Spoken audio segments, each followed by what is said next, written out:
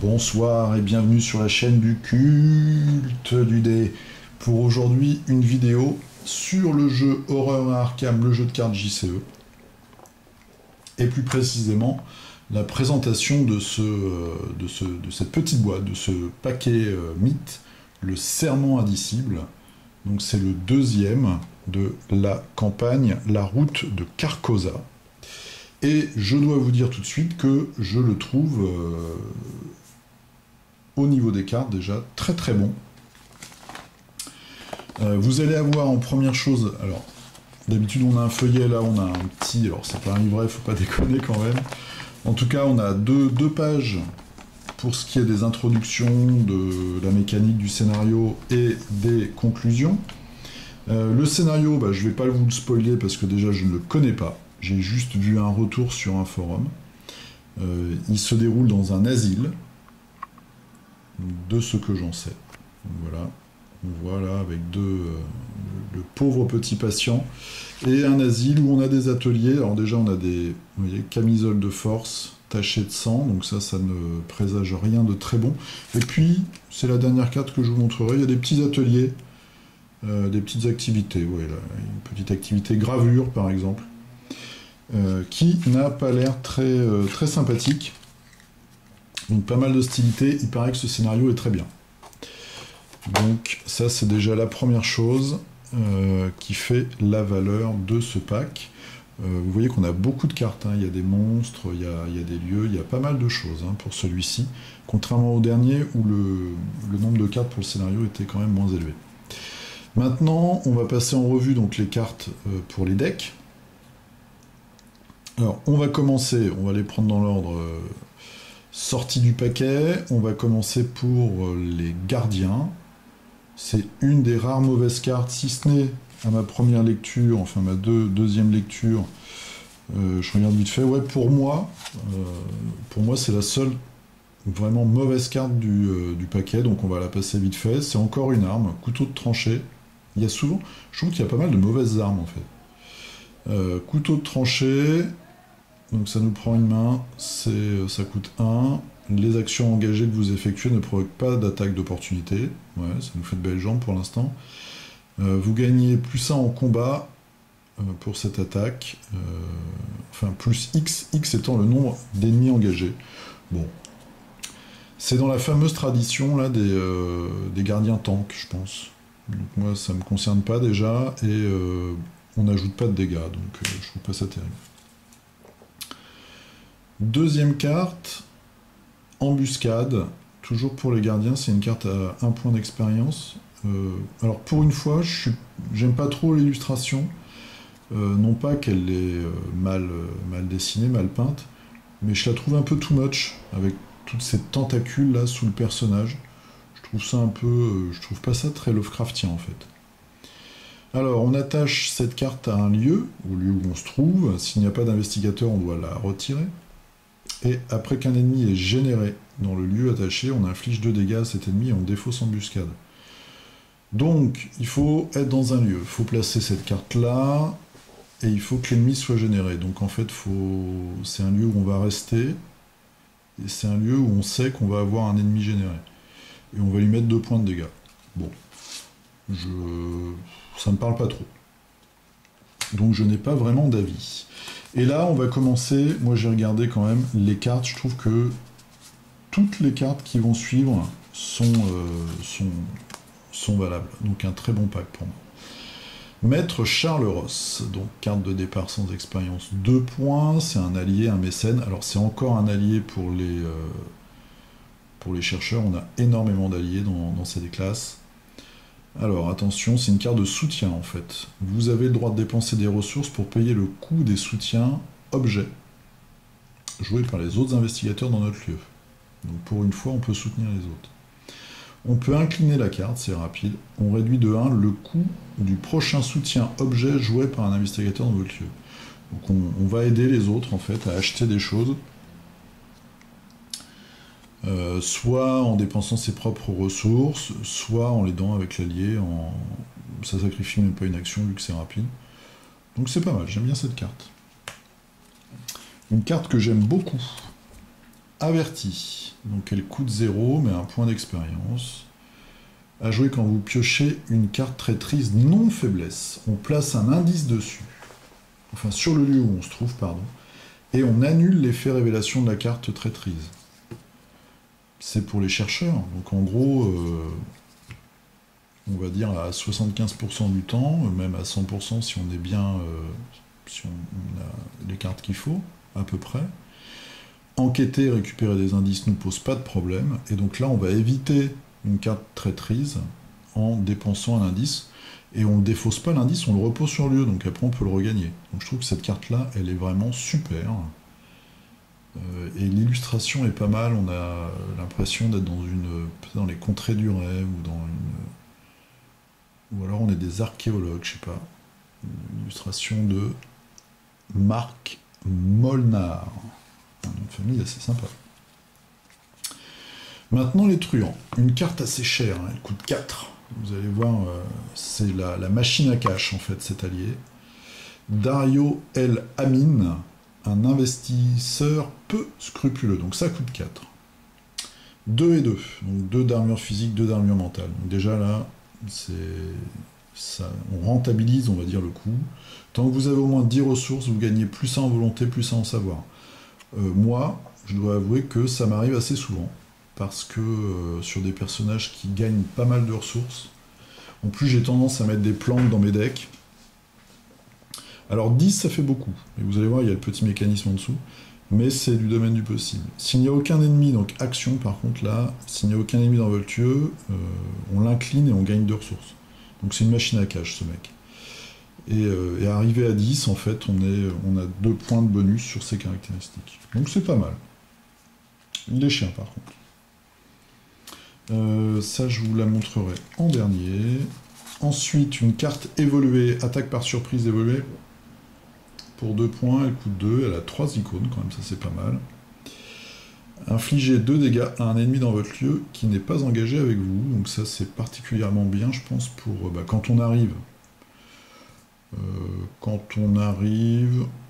Ouais, pas forcément. Si on est sûr de mettre 2 dégâts, ou alors quand on a un personnage qui s'évade, qui n'a pas envie d'engager un ennemi, on lui met 2 dégâts, c'est pas mal. On arrive pour les lanceurs de sorts. Tempête d'esprit, donc c'est un sort. Ça coûte 3 quand même, c'est assez cher. 2 icônes. On utilise donc c'est une action de combattre, on utilise la volonté à la place du combat. En cas de réussite, on inflige 2 points de dégâts à tous les ennemis qui sont dans le lieu où on se trouve. Tout dégât supplémentaire est infligé à l'ennemi attaqué. Donc on choisit quand même un ennemi, si on a des bonus qui viennent d'autres choses, on va lui mettre potentiellement plus que 2. Par contre, si on tire un pion KO spécial, là, on inflige 1 point de dégâts à chaque investigateur. Ouais. Donc ça veut dire qu'on met quand même les 2 points de dégâts. On met les 2 points de dégâts aux monstres, plus 1 point de dégâts aux investigateurs, je pense. C'est pas mal, moi j'aime bien. Puis voilà, on arrive, ça fait waouh, le cri psychique et on balance la sauce. Ensuite, un objet libre. Donc ça, c'est bien pour Daisy. Coûte 3, quand même assez cher, avec un point d'expérience. Il a juste un icône, donc il n'est pas valable pour ça. Incliner le livre des ombres et dépenser une ressource, ajouter une charge à un soutien sort que vous contrôlez. Donc ça pour Daisy c'est bien puisqu'elle peut faire l'action gratos. Elle dépense une ressource et elle recharge un sort qu'elle ne veut pas perdre par exemple. Ça c'est vraiment bien. Vraiment vraiment bien. Une autre carte que j'aime beaucoup, qui colle tout à fait je trouve à l'esprit Lovecraft. Donc c'est une carte de départ, c'est un événement, ça coûte 1. Frapper ou filer. Carte esprit rapide, à jouer uniquement lors de votre tour. Jusqu'à la fin du round, vous gagnez plus X en combat ou en rapidité. Et le X, c'est le nombre d'horreurs sur vous. Donc plus vous êtes proche de la folie, plus vous allez avoir de bonus. J'aime bien. Pas forcément dans l'efficacité, mais en tout cas dans l'esprit, je trouve que ça colle vraiment bien au jeu et à l'univers de Lovecraft. Là, les survivants, ils sont gâtés, ils ont 3 cartes dans ce pack. Et moi, personnellement, j'aime les 3. J'aime beaucoup cette illustration aussi qui colle bien. Éprouver sa détermination, c'est une carte à expérience 1. Un seul icône de volonté, donc c'est pas pour ça qu'on va l'acheter. Par contre, alors déjà, l'illustration, c'est Stanislav Dikolenko. Par contre, l'effet rapide à jouer quand un investigateur dans votre lieu pioche une carte traîtrise non faiblesse. On annule l'effet révélation de la carte. Ah oui, c'est que l'effet... Ouais, si, c'est l'effet de révélation. Par contre, après, on bannit la carte. Donc, banni, hein, je crois qu'on l'enlève carrément du deck. Et on l'a acheté. Donc, ça coûte 1 point d'XP, mais ça permet de s'épargner une carte traîtrise non faiblesse. C'est un joker. Et après, on a la version super joker, donc là, qui coûte 1 et aussi 1 point d'XP. Donc, une chance de pendu. Rapide à jouer quand vous subissez des dégâts ou des horreurs. On annule jusqu'à 10 dégâts et ou horreurs. Donc ça, c'est... qui viennent de vous être infligés. Bannissez une chance de pendu. Donc là, c'est pareil. On bannit. Donc on l'a acheté, donc elle nous coûte 1 point d'XP. Mais ça nous permet d'éviter des dégâts, voilà, des dégâts de dingue d'un boss, de fin de scénario, ou quelque chose qui pourrait nous tuer. C'est un...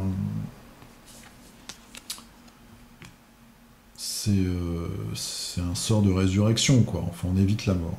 Donc vraiment, là, on a 2 fois 2 cartes pour les survivants qui sont vraiment des cartes de joker.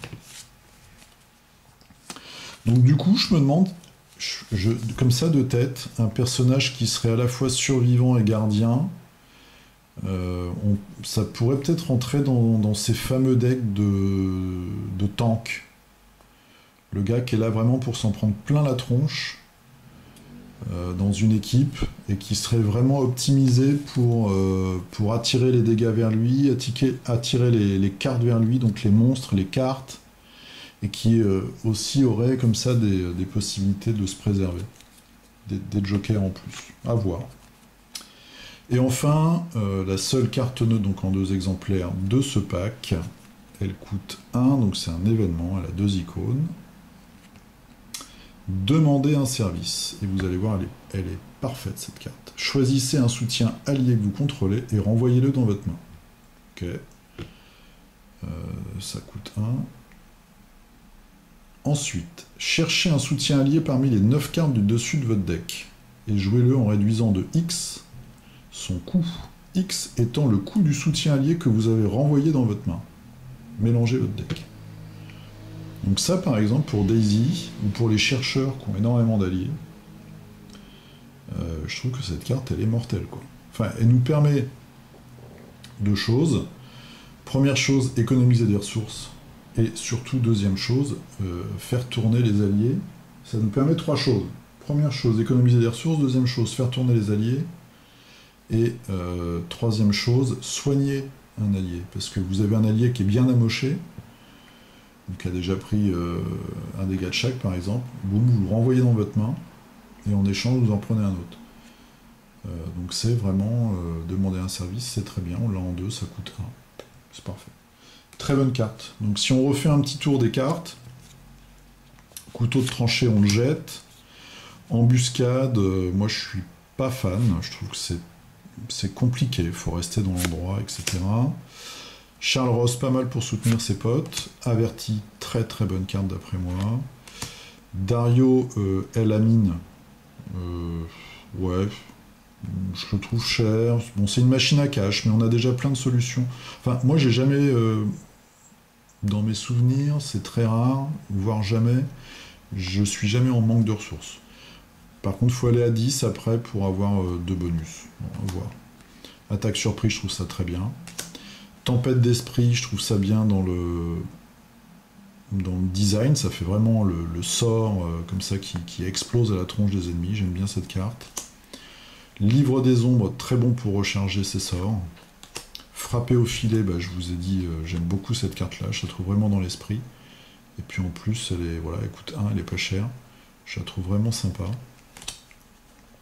Nos 2 bonus, éprouver, enfin nos 2 jokers, éprouver sa détermination. Et une chance de pendu, je trouve ça très bien. Et demander un service, je trouve ça parfait. Donc vous voyez, d'après moi, hein, ça reste que mon avis, évidemment. N'hésitez pas à critiquer et à me conseiller si je me fourvoie. Mais en tout cas, je trouve que ce pack, je trouve que les cartes sont vraiment super intéressantes. Voilà, donc c'était un petit peu le tour d'horizon du pack Le Serment Indicible. Donc c'est le deuxième pour la campagne La Route de Carcosa. Et puis bah, très bientôt, je vous ferai le Spectre de la Vérité. J'ai pas regardé encore. J'ai ouvert le pack, j'ai regardé vite fait les illustrations. Ça se déroule à Paris, donc c'est assez marrant parce que vous avez le parc Monceau, le Père-Lachaise. J'habite juste à côté du Père-Lachaise, qui est le plus grand cimetière parisien dans l'est de Paris, dans le 20e arrondissement. Vous avez notamment Oscar Wilde, par exemple, qui est enterré au Père-Lachaise. Il y a Montmartre. Qu'est-ce que j'ai vu d'autre? Je sais plus s'il y a la Tour Eiffel. Bon, on verra ça la prochaine fois. Donc, le Spectre de la Vérité, ça arrive bientôt sur la chaîne. Je vous souhaite une très bonne soirée, une très bonne nuit, une très bonne journée. Jouez bien, portez-vous bien. Je vous dis à bientôt, salut.